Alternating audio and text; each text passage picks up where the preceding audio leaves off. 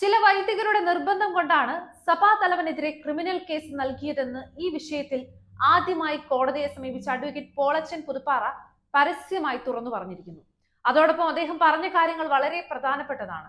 നടപടിക്രമങ്ങൾ പാലിച്ചുള്ള അതിരൂപതയുടെ ഭൂമി വിൽപ്പനയിൽ അതിരൂപതയ്ക്ക് നഷ്ടമൊന്നും സംഭവിച്ചിട്ടില്ലെന്നും കിട്ടാനുള്ള പണത്തിന്റെ ഈടായി ലഭിച്ച വസ്തുവിന്റെ വില നോക്കുമ്പോൾ അതിരൂപതയ്ക്ക് ലാഭം മാത്രമാണെന്നും അദ്ദേഹം പറയുന്നു. ആലഞ്ചേരി പിതാവ് ചെയ്തതെല്ലാം അതിരൂപതയുടെ നന്മയ്ക്ക് വേണ്ടിയായിരുന്നുവെന്നും പിതാവിനെതിരെ കേസ് നൽകിയതിൽ ഖേദിക്കുന്നുവെന്നും അദ്ദേഹം പറയുന്നു. വ്യാജരേഖ കേസിൽ നടന്നത് വ്യാജരേഖ നിർമ്മാണത്തെക്കാൾ വലിയ കള്ളക്കളികളാണ്. മാപ്രക്കാവിൽ അച്ഛന്റെ കാലത്ത് വളരെയധികം മുന്നോട്ടു പോയ കേസ് എങ്ങും എത്താത്തതിന്റെ പിന്നിൽ ആരാണ്?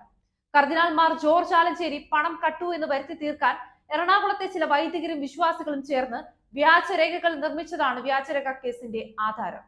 കേസ് നടത്തിപ്പിന് സഭ നിയോഗിച്ചത് മൗണ്ട് സെന്റ് തോമസിൽ ഉണ്ടായിരുന്ന ഫാദർ ജോബി മാപ്പർക്കാവിൽ SMT ആയിരുന്നു. അദ്ദേഹം വളരെ ഫലപ്രദമായി കേസിൽ ശ്രദ്ധിച്ചതുകൊണ്ട് അന്വേഷണം വേഗം പൂർത്തീകരിക്കുകയും കുറ്റപത്രം സമർപ്പിക്കുകയും കേസിലേക്ക് സ്പെഷ്യൽ പബ്ലിക് പ്രോസിക്യൂട്ടറെ നിയമിക്കുകയും ചെയ്തു. കേസിൽ വിചാരണയും ആരംഭിച്ചു. ജോബി അച്ഛനെതിരെ എറണാകുളം വിമത വിഭാഗം സൈബർ ആക്രമണം നടത്തി. കുറ്റകൃത്യത്തിൽ ഭരണികുളങ്കര ഉൾപ്പെടെയുള്ള ചില മെത്രാന്മാർക്കും കുറെ വൈദികർക്കും മുന്നറിവുണ്ടായിരുന്നുവെന്ന് രേഖകൾ വ്യക്തമാക്കുന്നു. കേസ് അധികം മുന്നോട്ട് പോവില്ല എന്ന് സ്വാഭാവികമായും അനുമാനിക്കാമല്ലോ. ജോബി അച്ഛന്റെ കയ്യിൽ നിന്നും കേസിന്റെ നടത്തിപ്പ് പെട്ടെന്ന് കാവൽപുരയിടം കൈക്കലാക്കി.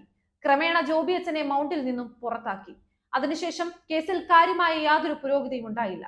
കേസ് മുന്നോട്ട് പോകാതിരിക്കാൻ വ്യക്തമായ ഗൂഢാലോചന നടന്നു എന്ന് വ്യക്തം. എറണാകുളം വിമത വൈദിക ക്രിമിനലുകളെ സംരക്ഷിക്കാനും നിരപരാധിയായ സഭാധ്യക്ഷൻ കർദിനാൾ മാർ ജോർജ് ആലഞ്ചേരിയെ പുറത്താക്കാനും വേണ്ടി നടന്ന അവിശുദ്ധ കളികൾക്ക് പിന്നിൽ ആരൊക്കെയെന്ന് ഇനിയും പുറത്തു വരേണ്ടിയിരിക്കുന്നു.